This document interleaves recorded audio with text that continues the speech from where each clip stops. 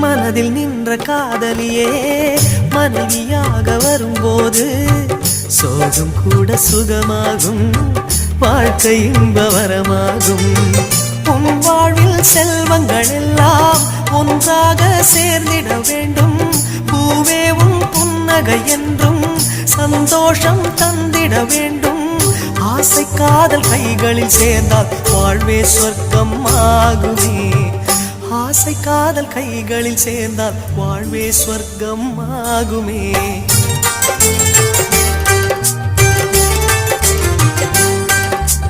ஆனந்தம் ஆனந்தம் பாடும் மனமாசையில் ஊஞ்சலில் ஆடும்.